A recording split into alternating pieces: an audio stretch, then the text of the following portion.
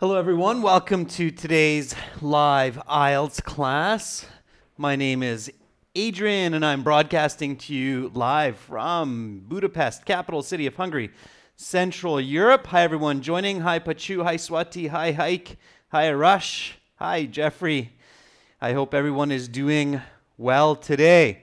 All right, so we are on August 23rd, session number 10 from our live courses here, taken from our websites. So if you're studying for academic IELTS, definitely check us out at some point at aehelp.com.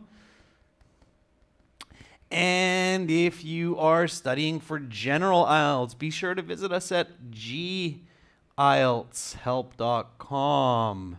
where we have 6 original practice exams, lots of audio, over 100 hours of video instructions, as well as a 60-hour fully interactive course that you can use on your phone, tablet, computer with quizzes and all kinds of interesting and exciting materials to help you improve your IELTS band score. All right, so again, this course material is coming from our websites. Our academic website looks like this. You log in at the top. When you log in, just a really quick overview here. When you log into your website, then you can open up, it gives you a tour, and then you can open up this first tab here, and you see all these little gray bars are different parts of the course. So I know you can't really make that out because it's bright, but that is absolutely okay. We're using PowerPoint today, and this is the PowerPoint for today's lesson, and it's taken from those materials on the website.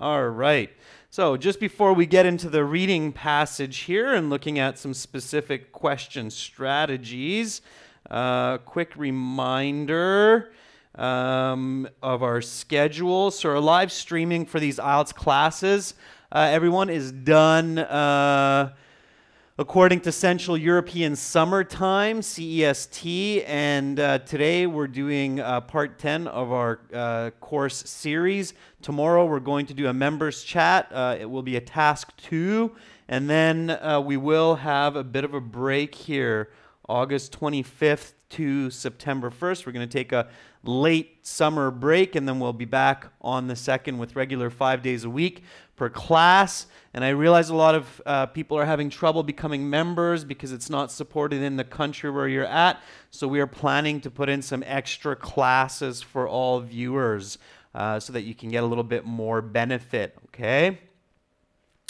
All right, so let's get back to today's lesson here.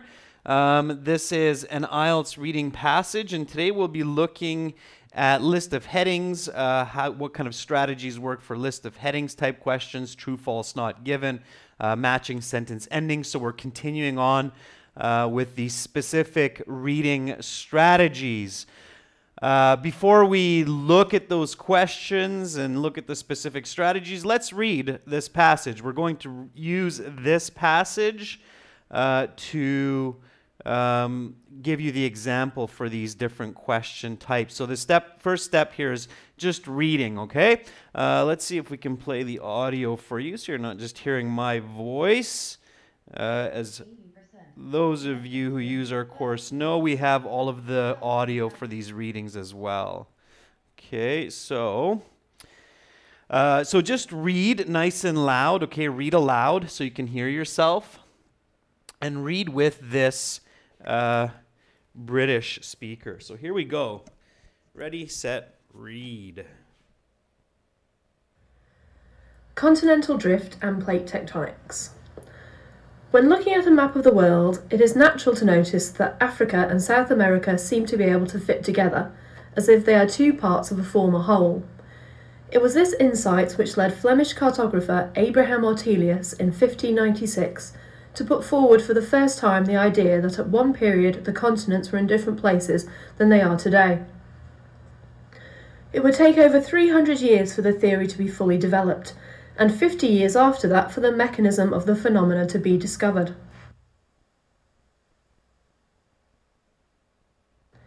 It was not until 1915 that German geologist Alfred Wegener proposed the continental drift theory, which states that the Earth's crust is made up of many sections that float slowly over the molten mantle and core of the Earth. Wegener argued that in the past the continents were all stuck together. He called this supercontinent Pangaea, which is Greek for all Earth. Wegener hypothesized that approximately 200 million years ago, this supercontinent began to break up, and the pieces began to move away from each other.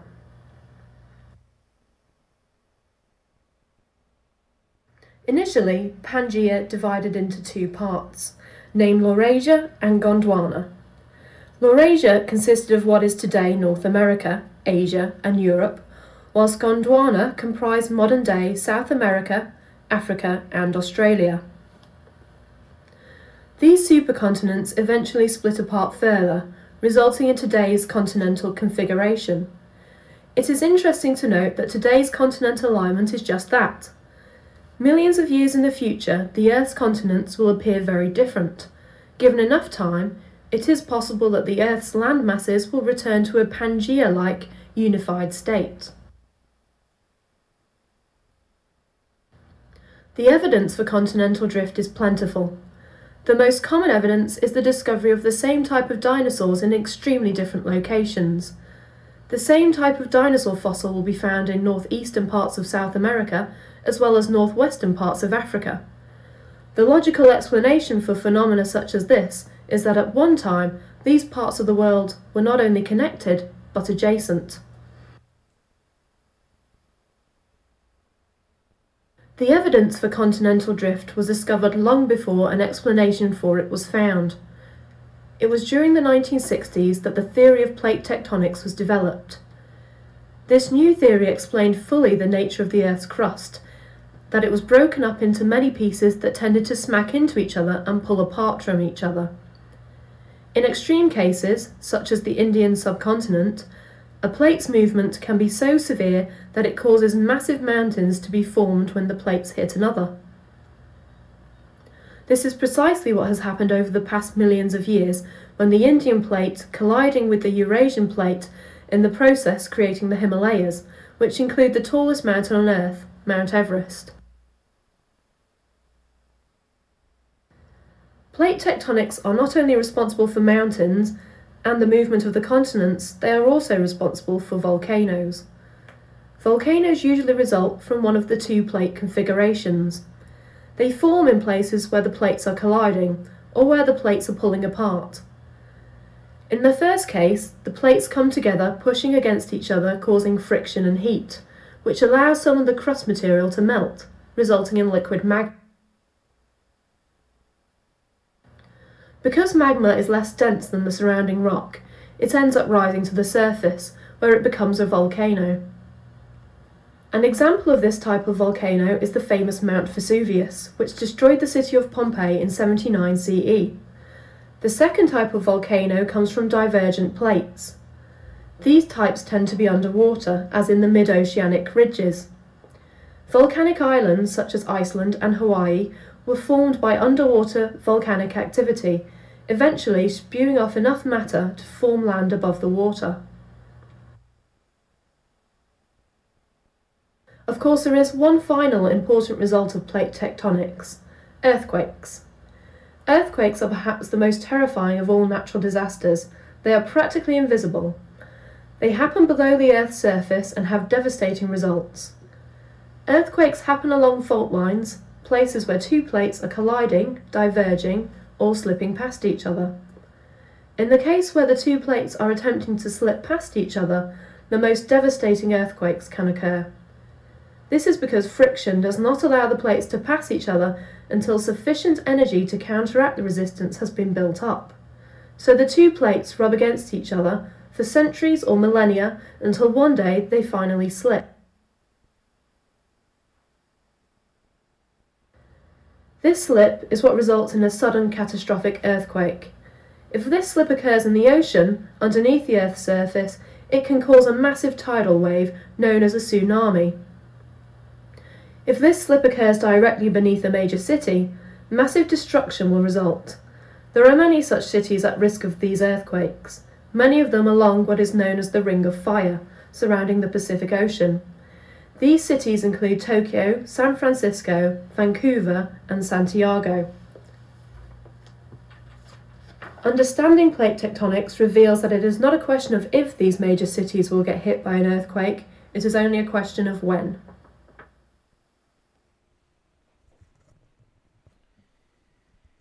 Okay, so that is a typical reading passage taken from academic IELTS, or section 3 of general IELTS could be something similar as that. And of course, you probably remember seeing that passage from a few classes ago when we were discussing some of the big 3 strategies that you need to learn and master for the IELTS, which of course are critical thinking, visualization, and paraphrasing.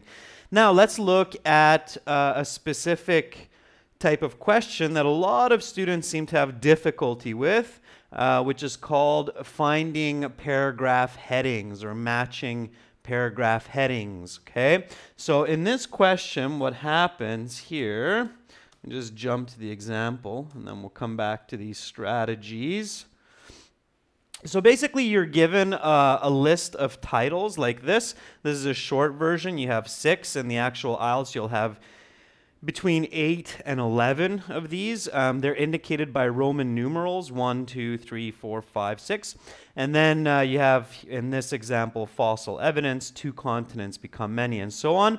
And basically for this kind of question, you have to match the heading with the correct paragraph. So in this reading, we had paragraphs A to G, so A, B, C, D, E, F, G. That's 7 paragraphs, so there are 7 possible headings. They'll give you 1 as an example in the actual test, and then you have to find the others that match, okay? So how can you approach this question? What should you do? What are the important steps and strategies to consider? Those are the right questions.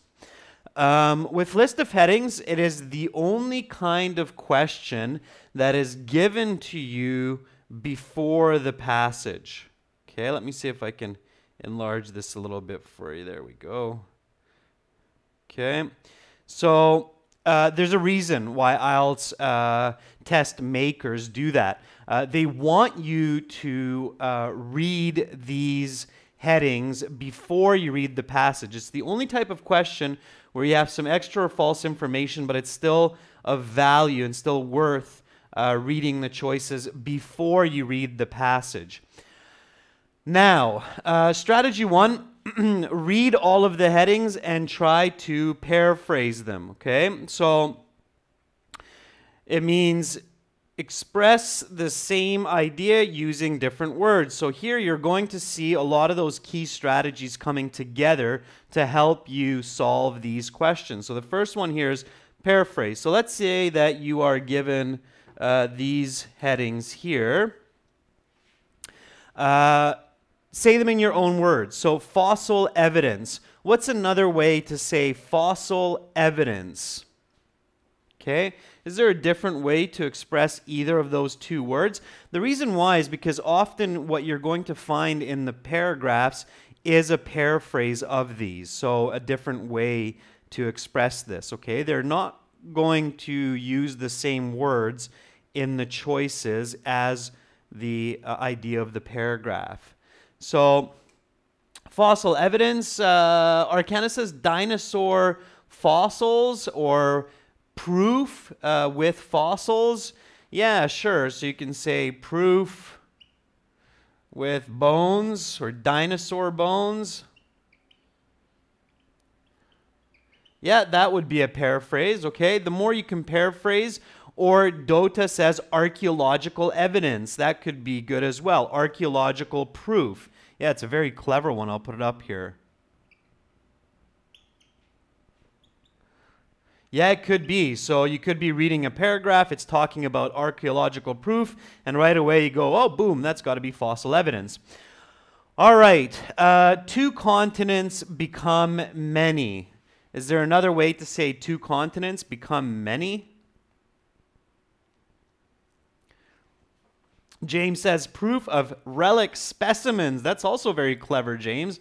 It's a good suggestion. Avatar Kumar says skeletal or skeleton proof. Yeah, that's pretty good as well. Yeah, so multiple. Murasa says, what about multiple continents? Arcana, I think you're reaching a little bit with islands and countries. Continents are land masses. So you could say land masses. Break up into many. Now, sometimes I've heard students say, oh, there's just no way to paraphrase that. That's not true. You can pretty much paraphrase anything in language, not just in English, but other languages as well. So never think that there's no way to paraphrase what you see. There's always at least one way to paraphrase. If you can't think of it, it just means you don't know it and you have to research it, use that thesaurus. A hypothesis of unity and disunity. We could say a thesis for one or many. Okay, doesn't have to be complicated. Now, when you're doing this in the real IELTS exam, so you're sitting in the real IELTS, you don't have time to write all this down. But you do have time when you're reviewing this question to try to think about this in your mind, okay? Adjacent continents, continents next to each other, or land masses joined together or beside each other. Gondwana comes together, Gondwana becomes one, okay? The invisible threat, the danger that cannot be seen, all right, for number 5. So sure, we do that paraphrasing. That's definitely one powerful strategy to help give correct answers for this list of headings type question, or matching the headings to the correct paragraph, okay? So don't forget about that paraphrasing at home when you practice it writing it down. During the official exam, when you have only 20 minutes per passage, you need to do this in your mind, okay? And great, I really do appreciate how many of the students in the chat are paraphrasing. So you're practicing, you're paraphrasing. Pachu, very good words, nearby and challenge. I know exactly what you're thinking of and what you're trying to paraphrase. So that's very good, okay? Sorry, I meant to go backwards there. Okay, so you paraphrase them, you read them before the passage. This is a very important point here, okay? Pay very special attention to this. Of course, we talked about critical reading and active reading before, and remember that you need to practice the what, why, how. So what is the passage about? Why is it talking about this? How does it support this information? Then you need to do the same when you're practicing your comprehension and understanding body paragraphs. You need to think about, what is this paragraph about? Why is it talking about this? How is it talking about this? All right? Now, list of headings type questions in the reading specifically answer the what question. So another way to think about this list of headings is, what is the paragraph about? So what is the title of this paragraph based on what is it about? That's the main question that you're looking for. Now, if you know essay writing, and of course we'll talk about that once we get into the writing section, in essay writing, the paragraphs, body paragraphs, are usually separated into what, why, and how. Another way to say that is, body paragraphs have a topic sentence that introduces the idea of the paragraph. Then you have an explanation about that idea, or explanations. And then you have examples. Okay, so the topic sentence is basically the what. The explanation is usually the why, of course. And then the how are the examples that are given. So in IELTS reading, the structure is correct, and the body paragraphs have this kind of a structure.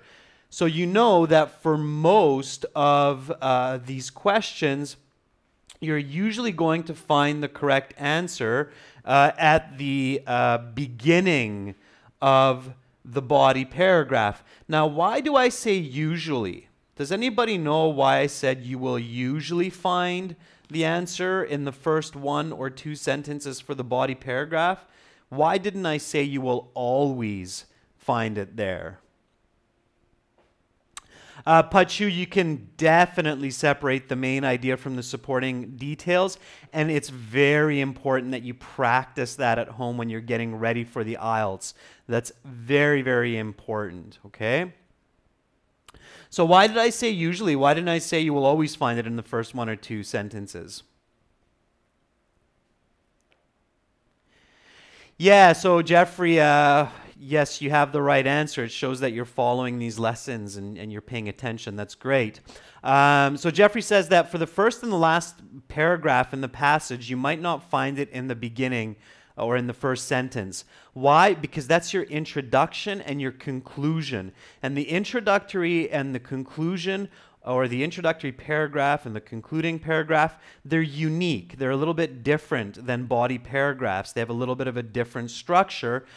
So at times, you will actually find the answer for the introduction in the last sentence of the paragraph. Same with the conclusion. In the conclusion, you will often find it in the last sentence or the second to last sentence of the paragraph, not at the beginning, okay? They're kind of inverted.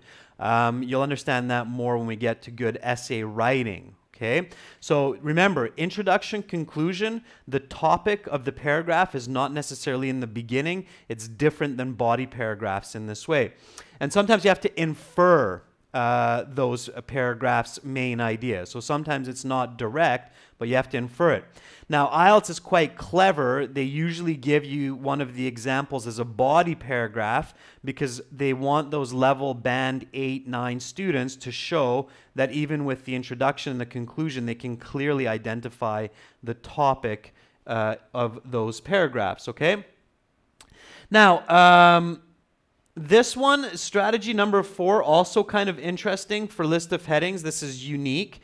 So list of headings is a kind of a unique type of question that you really have to pay attention to in IELTS. The list of headings questions, these ones you want to answer as you read, okay? So what I recommend students do is for all the other question types like multiple choice or true, false, not given, you should answer those after you finished reading the whole passage.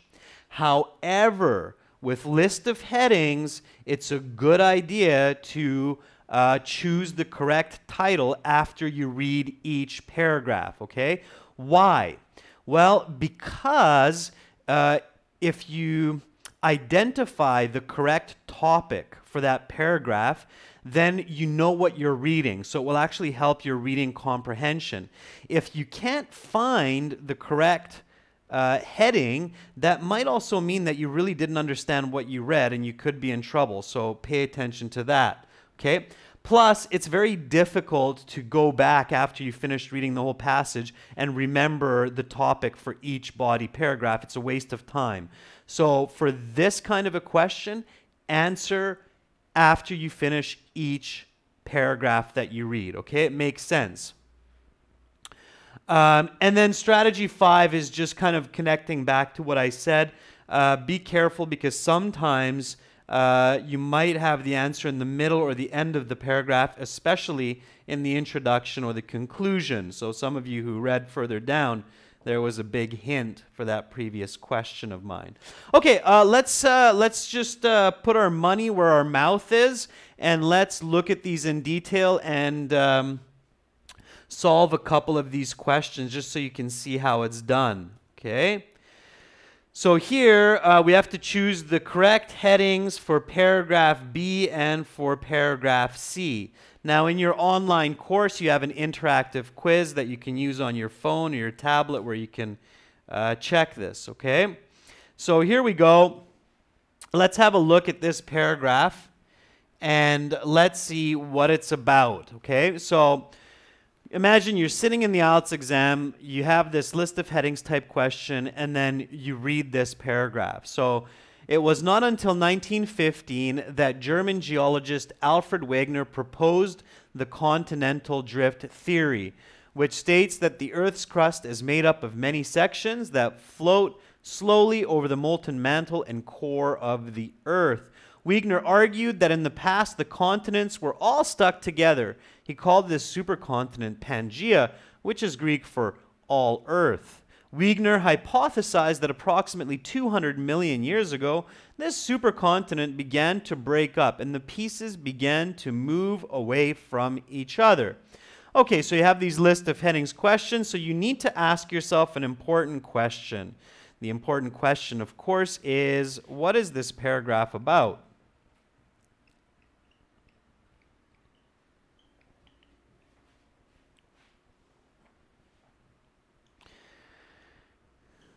Okay, so what's the answer? What is this paragraph about? Okay. Happy's Ravine, what I'm doing right now would not be time consuming if you practice this and you know what you're doing, okay? So imagine if I'm sitting in IELTS, I read the paragraph, I ask myself, what is it about? And then I give an answer. What is this paragraph about? James says it's about the continental drift theory. Yeah, it's right there in the first sentence. So it was in 1915 that a guy in Germany said, hey, wait a second, there's such a thing maybe as a continental drift theory. Okay, so continental drift theory, that's what it's about. Okay, most clearly. And then it's talking why. It's moving around 200 million years for the continents to be where they are. Okay, so it's talking about the continental drift theory according to this man called Alfred Wegener. Okay, sure. So let's go back then to our possible choices. So here is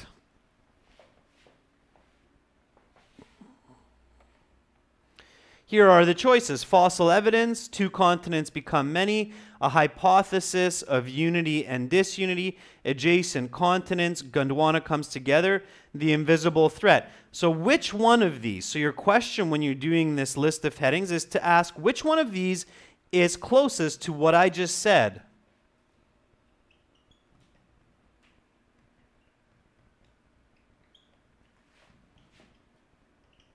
Okay, so I said that the paragraph is about continental drift theory. Some of you agreed with me. So which one of these is closest to continental drift theory? Let me get that back for you while you think about it. Do you see any paraphrased words there? So do you see anything that's paraphrased clearly? That will always give you a hint. You will see it in a second.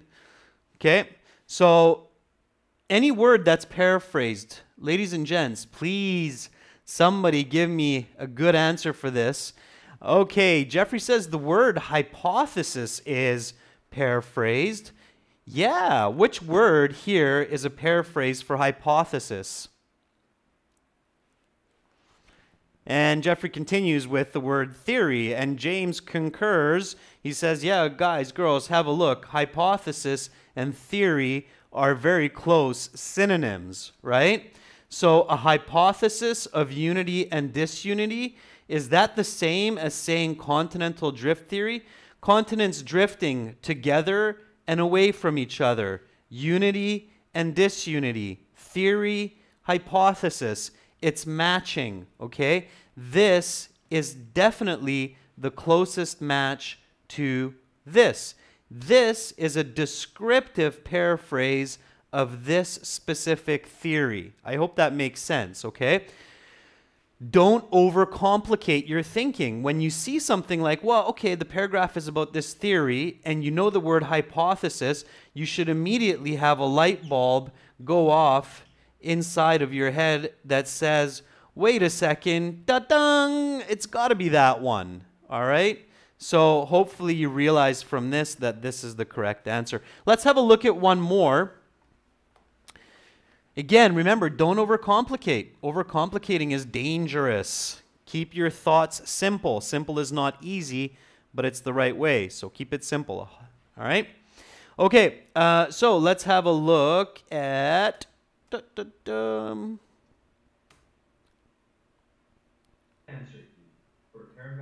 Okay, So here we go. Here it says, Wegener argued that in the past continents were all stuck together. Unity.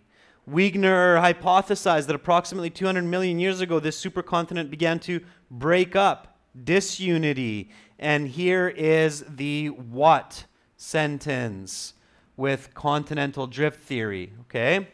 So, the correct answer is, drumroll please, bing, answer number 3, a hypothesis of unity and disunity, okay? And again, in your answer sheet, make sure to put the Roman numeral III, okay?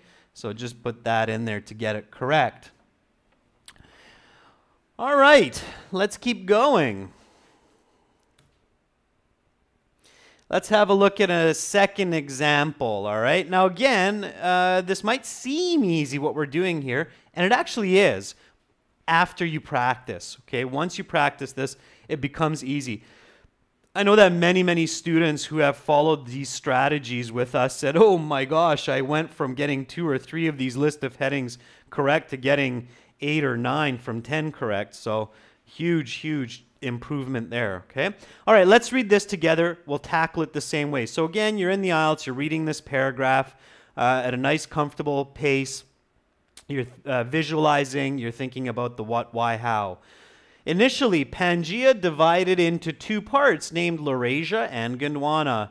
Laurasia consisted of what is today North America, Asia, and Europe, whilst Gondwana comprised modern-day South America, Africa, and Australia. These supercontinents eventually split further, resulting in today's continental configuration. It is interesting to note that today's continental alignment is just that. Millions of years in the future, the Earth's continents will appear very different. Given enough time, it is possible that Earth's land masses will return to a Pangaea-like unified state. Okay? All right, so what is this paragraph about? All right? So again, ask yourself, what is this about?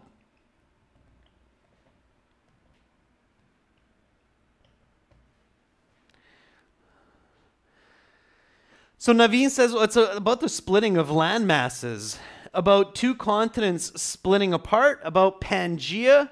Yeah, I think if we wanted to say a catch-all, I think that Naveen has identified it well. So land splitting apart. Yeah, if I had to say it another way, maybe it's Pangaea, okay? But don't get too distracted. Don't give too many answers to that what question. Otherwise, you're going to get confused. And sometimes there are similar answers. So identifying the most appropriate or the best what answer is a good idea, and you need to practice it. So it's land splitting apart, okay? Over time, if I want to be very specific. Land masses breaking up over time, or Pangaea breaking up over time. All right, let's have a look at our choices. Continents dividing. That's another good way to say it, Happy's Ravine. Absolutely. Okay, so let's hop back to that slide. I don't want to hop forward because I think we're going to get the answer there. Okay, so land masses splitting apart, continents breaking up, or continental division. Here we go. Fossil evidence.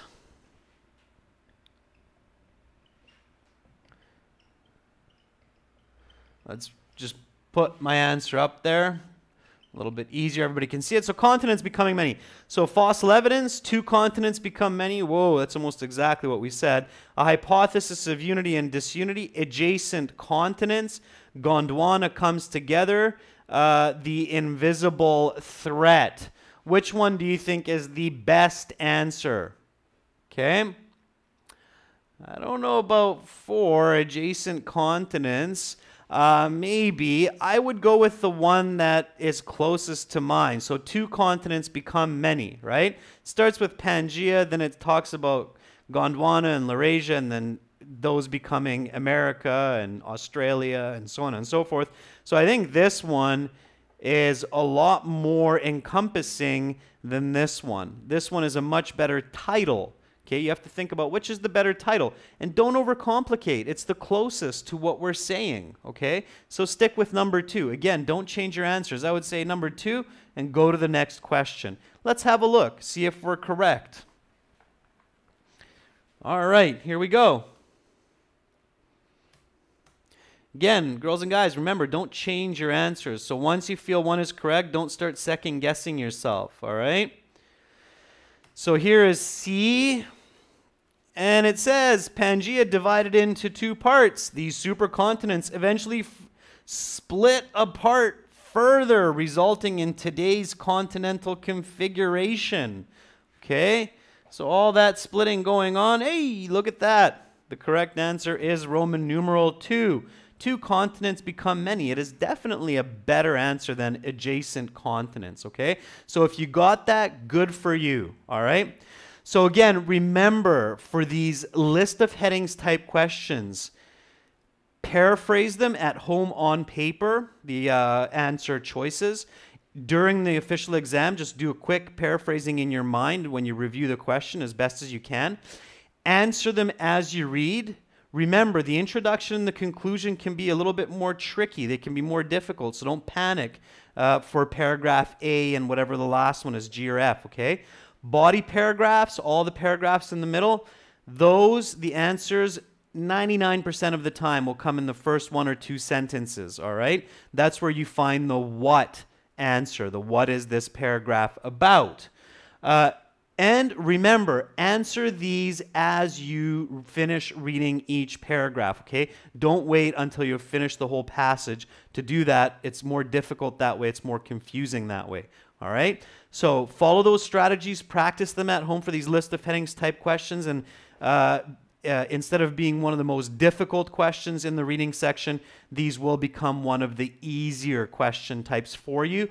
And here's a little bonus information. This question is actually a very good question to have if you know what you're doing, because it helps your comprehension for the other parts of that passage. Why? Because you figure out the topic for each paragraph. If you know the topic for each paragraph, it should be easier to find the right answers for the other questions in that passage. Okay? All right. You're very welcome, Shahil. Okay? All right. So let's have a look at the next question type. We'll try to get through a couple more today. So let's have a look at type 6. We're just kind of, the numbers don't really matter. It's just the order we picked because it's a logical way to do it. Diagram label completion. And I know sometimes what students think of today is what's called labeling maps. So sometimes you'll have a reading passage and then you'll have kind of like a map or a diagram. And then you have to complete it. You have to label the parts or pick the correct answer for the missing parts. We'll look at an example here in a second, and then we'll come back to the strategies, okay? So here is Gondwana, okay? So it's given to you. It's a map of the world. And then obviously this is what the world might have looked like millions and millions of years ago. And then you have 37 here. It's a blank. It's a missing chunk of information here, okay? Now, this is a very simple example, of course. In the IELTS, it'll be a little bit more complex. You'll probably have a few more numbers, some missing information. But the idea is what's key here.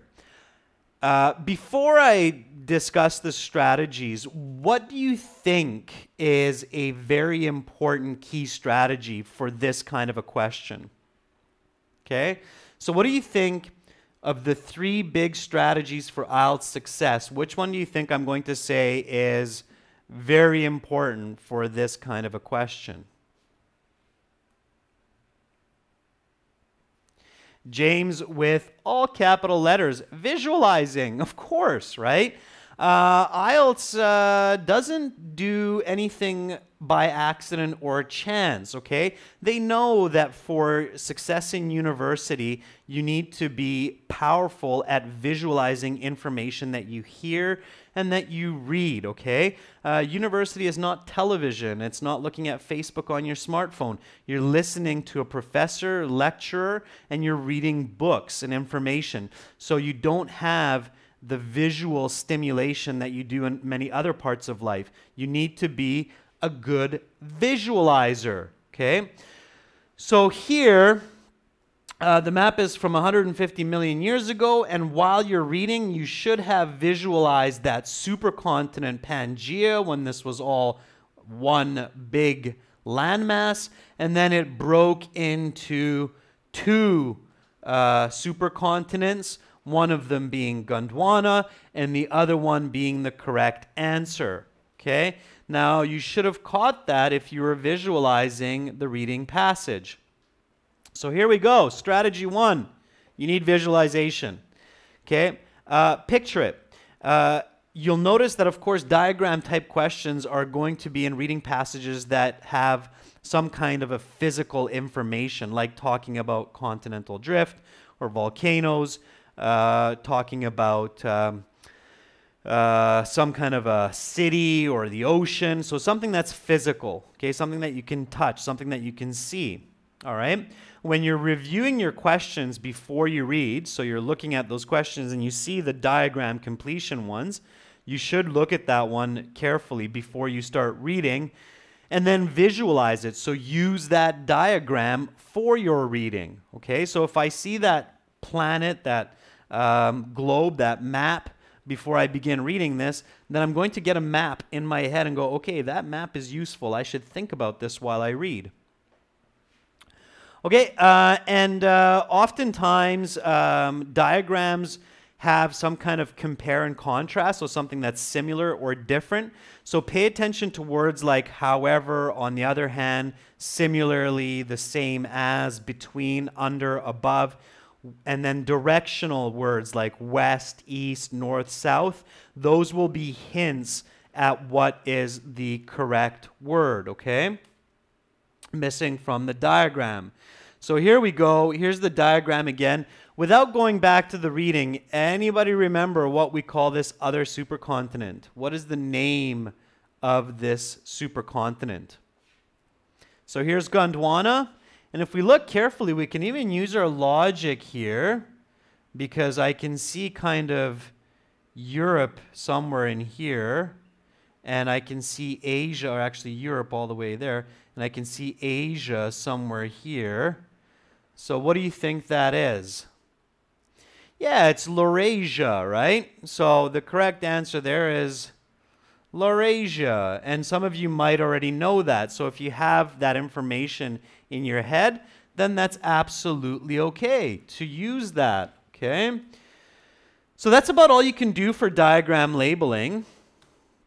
Again, in the interactive course, there's quizzes to test you for that, and we read that paragraph just now for the list of headings.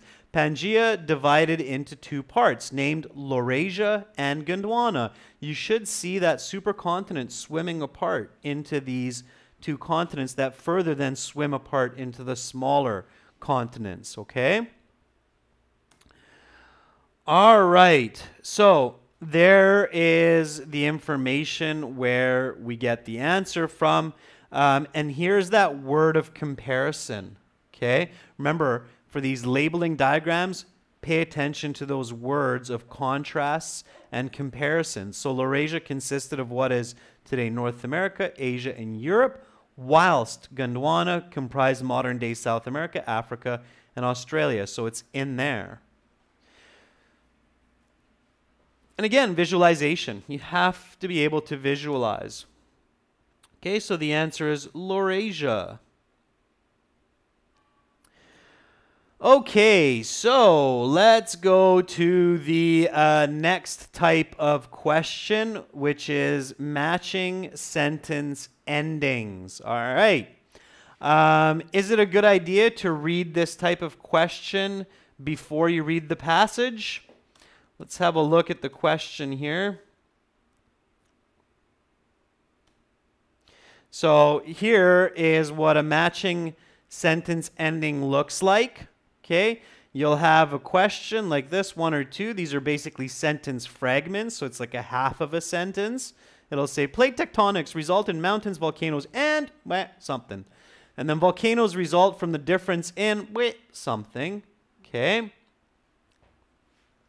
And then here you have the endings, and you have to figure these out. Now, I know that's a little bit small print. Don't worry about that right now. Should I read all of this before I read the passage? So should I read the questions, read the answer choices, and then do my best? James says, no, don't read the choices. Jeffrey says, don't read the choices. That's foolish. Just the questions, Marasa says. Just the 2 questions. Don't worry about that. Very good. You're paying attention to the instructions I gave you in previous classes. Definitely, you have 2 sentence beginnings here, and you have 6 choices.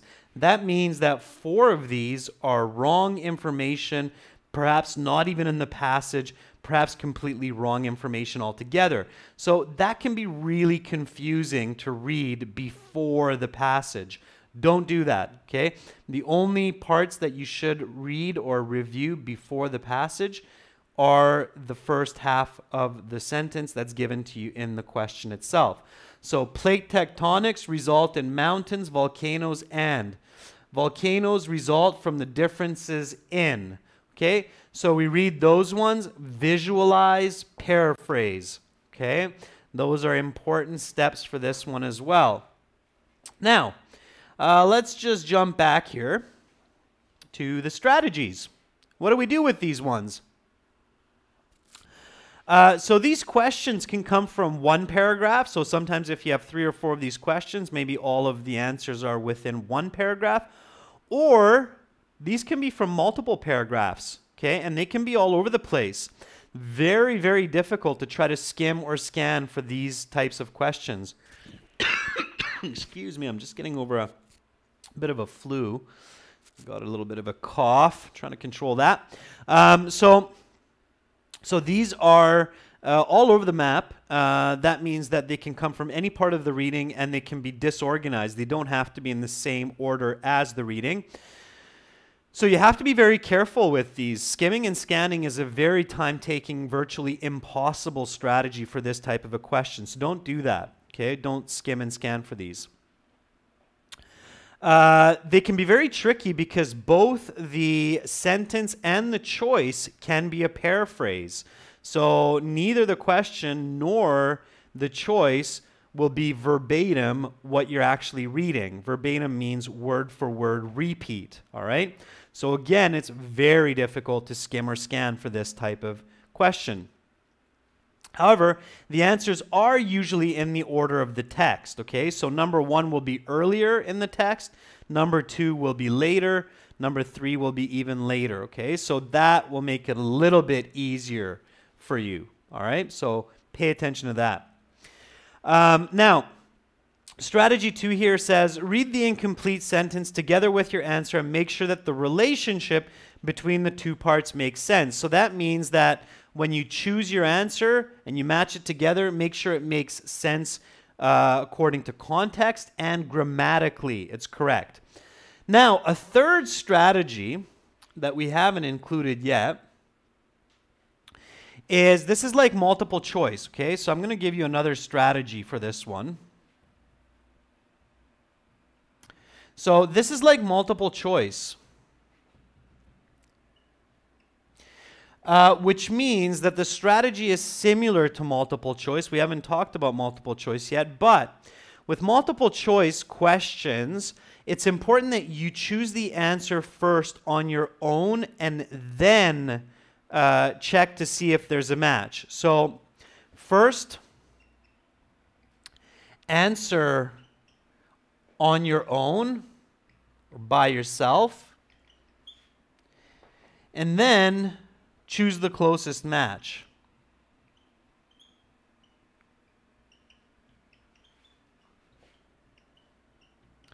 Okay, so one way to think about these matching sentence endings is it's like a complex multiple choice question. Okay, let me show you what I mean with this example.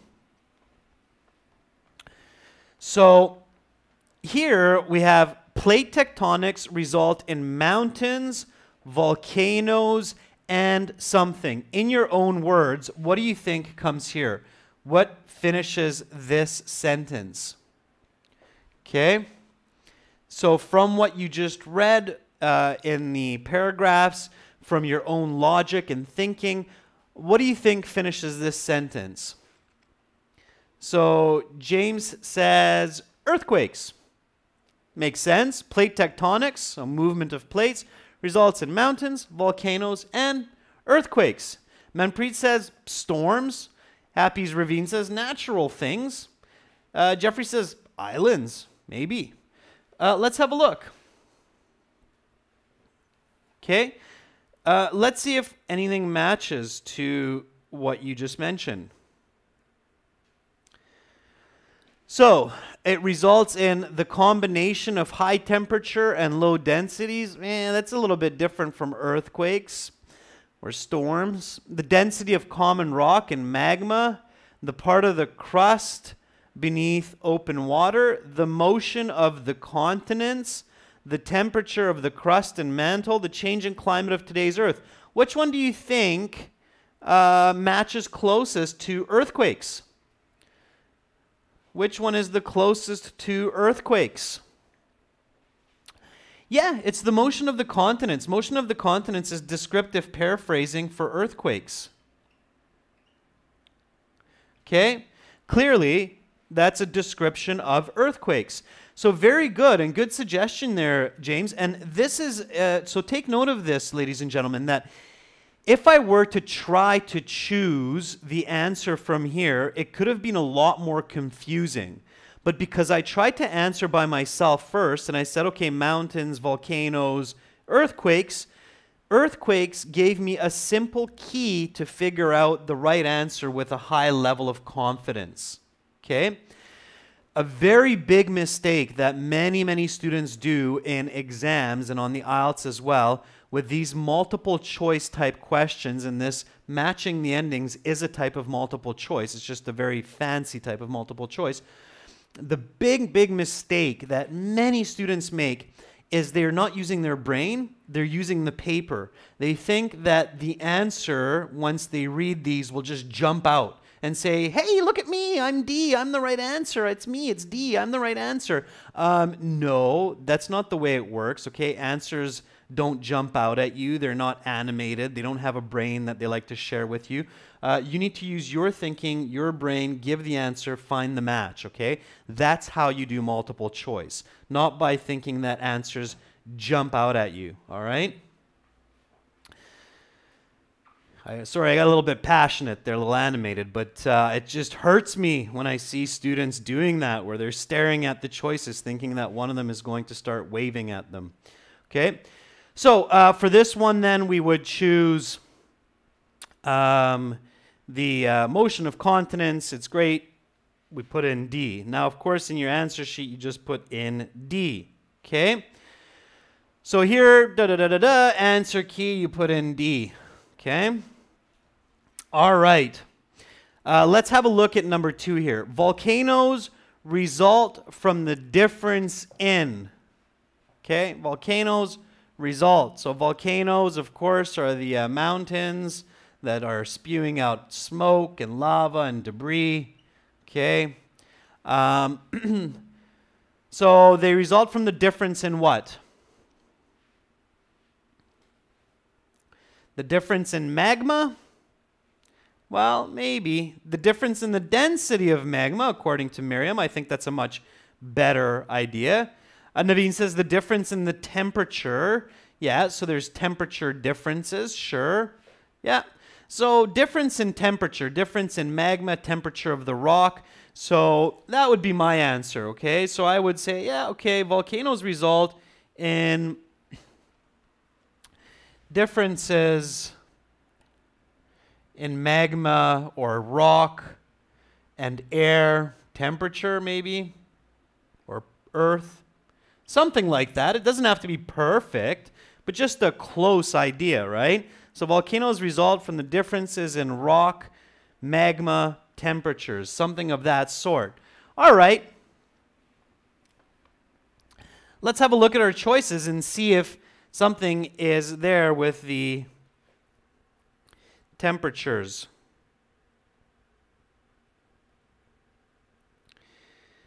Of rock and magma. So here it says the combination of high temperature and low density, the density of common rock and magma, the part of the crust lying beneath open water, the motion of the continents, the temperature of the crust and the mantle, the changing climate of today's Earth. So what is it? Is it A, combination of temperature and low density, the density of common rock and magma, or the temperature of the crust and mantle? Which one is right? A, B, or E? All of these are a little bit similar, so the reason that I'm asking this is because A is quite similar to what we said. B has elements of what we just said, and E has elements of what we just said. So I'm not sure. I'm not confident here, okay? What should I do? What do I do? So it could be A, could be B, could be E. What do I do? Just take a guess? What should I do? What's my next step? We covered the strategies. One of the strategies speaks to this. It says you should do this. So Happy's Ravine says, well, read the question. Jeffrey says, go for one answer. Match the meaning. Toss a coin. That might be difficult, Kien Huang, unless you have a three-sided coin somehow. No, you don't need to get all crazy and guess just yet. What you need to do is match this and this and this to the question. Now remember, you do have about 30 to 40 seconds for each question on average. So you should have enough time to do this with some of the difficult answers. So volcanoes result from the difference in the combination of high temperature and low density. All right, I don't know about you, but for me that sounds a little bit awkward, so that wouldn't be my top choice. Let's try it with the next one.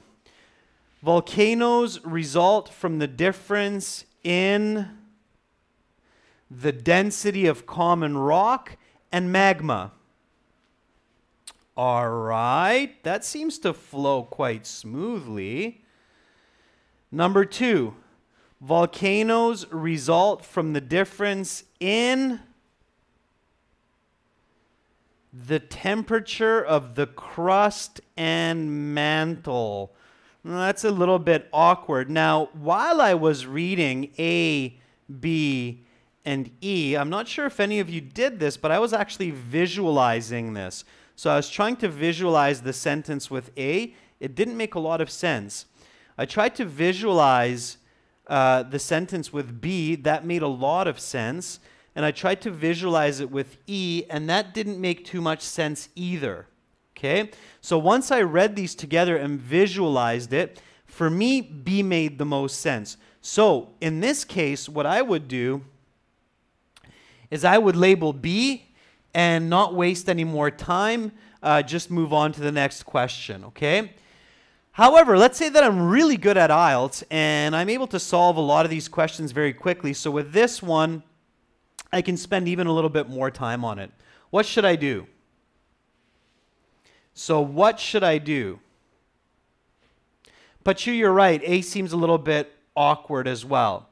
So I'm quite confident that it's B. I have like an 80-90% confidence level, so I would just choose B and go on. That's high enough for me.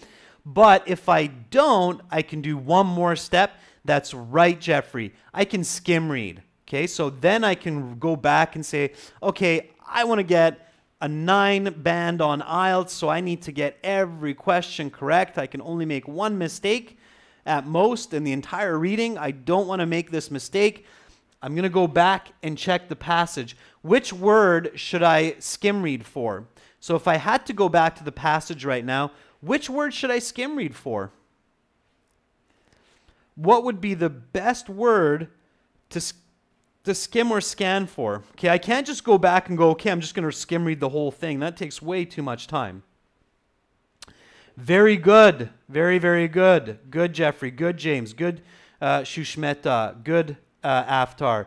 Volcano. So how do I know that? Because that is the subject of my sentence, okay? The subject of my sentence is volcanoes. So if I had to skim read for this, I would skim read for volcanoes, okay? So if I really wanted that perfect score, I would go for volcanoes, and I would go for volcanoes and look for the word difference or look for this idea, because it's probably going to be paraphrased. All right. Now, of course, again, in our online course, you have a quiz for this. So here we go. Question 1, plate tectonics. Here we go. The sentence ending. Plate tectonics are not only responsible for mountains and the movements of continents, they are also responsible for volcanoes. So the answer is here, the movement of the continents. Correct answer is D for number 1. We got that right. Very good job, everyone. Again, notice how earthquakes gave us that answer. It really helped us out. Okay, so answer there is D, the motion of continents. Okay, the second one, it's coming from this paragraph. Plate tectonics are not only responsible for mountains, also for volcanoes. Let's see if we got that one right. Here we go. Because magma is less dense than the surrounding rock, it ends up rising to the surface where it becomes a volcano. That makes sense, right? So less dense objects come to the top. That's why if you throw a stick into water, it ends up on top of the water because it is less dense. Hey, look at that. 90% confidence is definitely high enough. You shouldn't waste too much time. So B, the density in common rock and magma. So it's different, right? Common rock is more dense than magma. Magma comes to the top. It becomes a volcano. So D and B, both of those are correct. There we go.